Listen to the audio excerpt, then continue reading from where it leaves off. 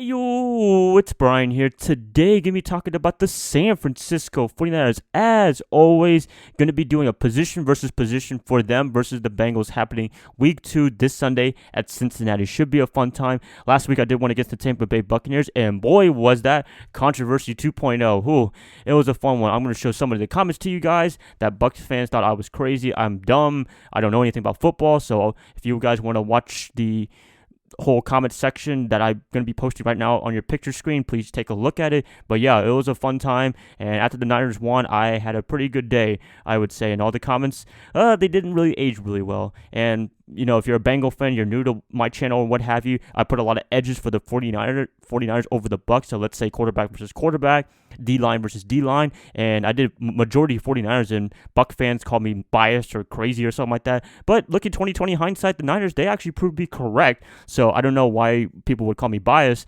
but just a little quick rant right there. It was just, I don't know, ridiculous, to be honest with you, that Buck fans were talking about Jameis Winston being like Tom Brady or something like that, or that they were Super Bowl contenders. That's how the tone was based on the comment section by Buck fans. So Bengal fans, if you're watching this, you watch my position by position, please remember this is just for fun, entertainment purposes, just having a nice debate. And if we could do that, we can have a great time. Don't be like Buck fans, because you never know what happens on Sundays. So, yep, I don't get every prediction right, but I tried my best to predict the games as right as possible. So that's my disclaimer right there. Even if you're a Niner fan, I had some Niner fans thought I was crazy as well, but hey, looking like the Niners proved them wrong too. So whatever. Yep, gonna be talking about it position by position.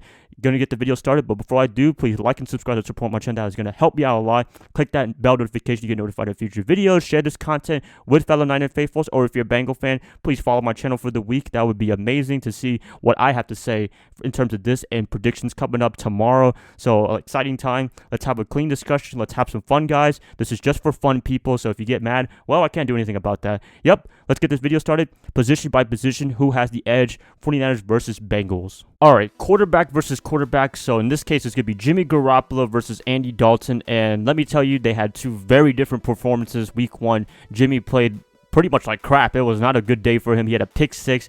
Wow, it was just not a good day for him. Andy Dalton, on the other hand, he had a really good day against the Seattle Seahawks, throwing for a lot of yards, had 2 touchdowns and no interceptions. So that's a kind of a game that I would expect Jimmy Garoppolo to have, but you know, it didn't happen against the Bucs. But hopefully it can happen against the Bengals. But for me, right now, looking at it, I'm going to give the edge to the Cincinnati Bengals and Andy Dalton, because if it comes to a shootout, and with all the talent that they have, maybe Andy Dalton is going to win the shootout. Hopefully not, but just looking at it right now on paper, just on paper, people, I'm going to give an edge to Andy Dalton. Although Jimmy, if you want to talk about talent and upside, yeah, you can give it to him. But in terms of being in the NFL for years now, been there, done that, having playoff appearances and what have you, although never winning beyond the first round, but still having playoff appearances and been a pretty good, consistent quarterback for the past couple of years in Cincinnati ever since he got drafted, actually with Colin Kaepernick in 2011. But yeah, everything like that, based on week 1 performances, just a little bit, going to be giving it to Andy Dalton just because he can definitely make an offense go, even without AJ Green. So that's the impressive part for me. Next up, running back position, going to be talking about Tevin Coleman /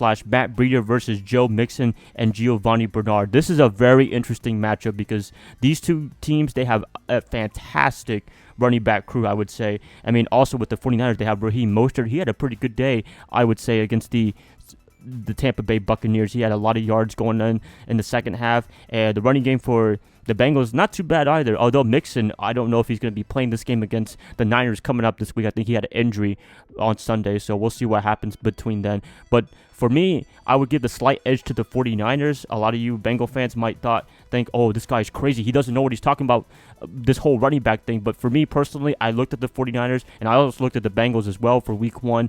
I thought the Niners, they can have a lot of potential. And with the 3 running back system with those 3 guys, and also Kyle Juszczyk, if you want to include him as a running back, I think it's a very good recipe for success. Although Cincinnati's running back, you cannot go wrong with either. So for me personally, just my opinion, people, going to be going with the 49ers in terms of running backs. Okay, next up, wide receivers and tight ends. For this video in particular, and probably future edge-to-edge videos, I'm going to be putting these two together because usually in today's NFL, the tight end is pretty much a receiver. So for the 49ers, the main guys, you got Dante Pettis, George Kittle, Deebo Samuel, those guys. Also, the wide receivers for the Bengals, you got AJ Green, but he's out, so he probably won't be playing this game. John Ross, very dynamic wide receiver. Tyler Eifert, CJ, I'm not even going to say his last name, and he had a pretty good game against Seattle. So, really, this is a pretty good matchup, I would say. If you don't want to talk about wide receivers, I might give it to the Bengals because John Rossi's a very dynamic player. Although for the 49ers, if you look at the game against the Bucs, they're not really the biggest,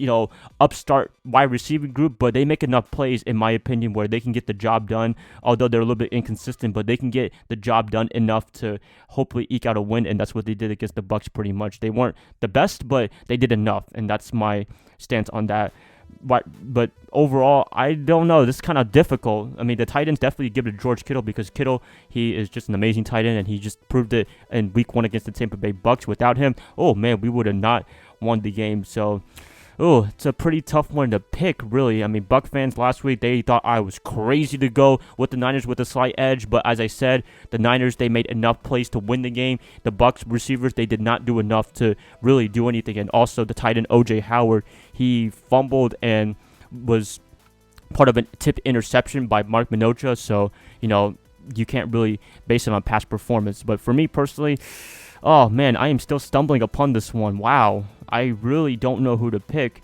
But for me, I might give a slight edge to Cincinnati. I mean, that might sound crazy, but I like the dynamic receivers with John Ross and company. Also, Andy Dalton can sling it out, and we saw that against Seattle. So that's why I might give a slight edge to the Bengals. But at the same time, the Niners, they're a reliable group for the most part, and they can really get something going if they really want to. They have some very nice talent, but just a little bit inconsistency, and hopefully they can make the right plays, and that's what they did last week against Tampa. But for me personally, for this video, probably go with a slight edge for both receiver / tight end to the Bengals, although tight end I would give that to the 49ers, but as a group, going to give it to the Bengals. All right, offensive lineman, 49ers versus Bengals. Who am I going to go with? Well, Bengals, unfortunately, they don't have Jonah Williams, their first-round pick, so that's very disappointing. Not playing all year. He won't be playing this game, so a little bit of a hole for them, but for the most part, if I had to give an edge just based on last week and future performance, I would probably give it to the 49ers just because their running game for the Niners, it's amazing. And also, if you look at last week in terms of statistics, the 49ers, they gave up less sacks to the Bucs than the Bengals. The Bengals gave up quite a bit, and Andy Dalton got rattled just a little bit. So that's my tipping edge right there. So offensive linemen going to go with the 49ers, and I think the running game for this particular matchup will be very favorable. Hopefully the D-line looks really good for the Bengals, but at the same time, if I just had to compare O-line to O-line, I would definitely go with the 49ers. Now the offense is out of the way, let's talk about the defense. All right, defensive linemen, 49ers versus Bengals, very interesting case. This is probably one of the most difficult ones I have to do because you look at the lines for both teams, especially Week 1, they put a lot of pressure on each respective team. The 49ers put a lot of pressure on Tampa and Jameis, and the Bengals, they put a lot of pressure on Russell Wilson and company. So, it's going to be a hard one. 49ers, they got Nick Bosa, D Ford, DeForest Buckner, Eric Armstead, pretty much everyone contributing to a nice victory over the Bucs. And the Bengals defensive line, they were able to keep the game very, very close. They were able to stay ahead of the time for the most part in the game against the Seattle Seahawks. So really, it's a really tough one. It's pretty much a toss-up. But for me personally, I don't do evens. That's not really a thing I do. I pick somebody, whether it's a slight edge or an edge, no matter what. So if I had to pick one, you know what? I'm going to be picking the 49ers. I think the upside is really good. If you look at the game against the Bucs, please, Bengal fans, watch the game against the Bucs with us in Week 1.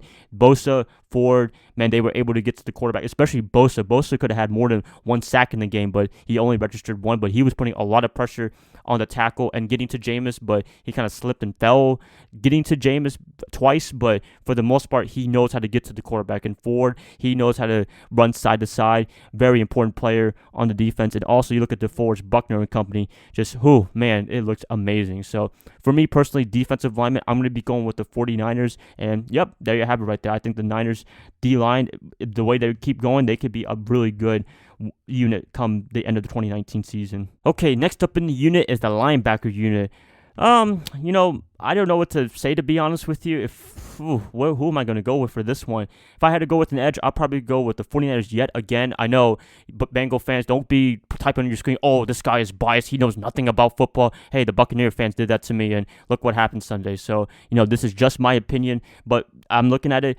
49ers, Quan Alexander, very talented player, had a pretty good game against Tampa before getting ejected early on in the game, which is unfortunate, but it is what it is. Fred Warner, Dre Greenlaw, and Mark Minocha making a nice play for that interception against Jameis. So I'm looking at it. I think in terms of raw talent, you have to go with the 49ers, in my opinion. And the Bengals not looking too bad either with Preston Bound, Jordan Evans, and Nick Virgil. But, just for me personally, I'm going to be going with the 49ers for the linebacking core of Kwan, Greenlaw, and Fred Warner as the starters. Last up on the defensive side of the ball, going to be going with defensive backs overall. The 49ers, they had an amazing performance for the most part against Jameis. 3 interceptions, 2 return for a touchdown. You got Richard Sherman and Nickella Witherspoon doing amazing. Witherspoon looks like a big improvement from last year. Oh my gosh, if you're a Bengal fan and Nickella Witherspoon, you want to watch some tape of him, watch him last year. It was not great. But anyways, Witherspoon, big improvement. Loving it so far. I know it's only one game, but very encouraging on what he's done.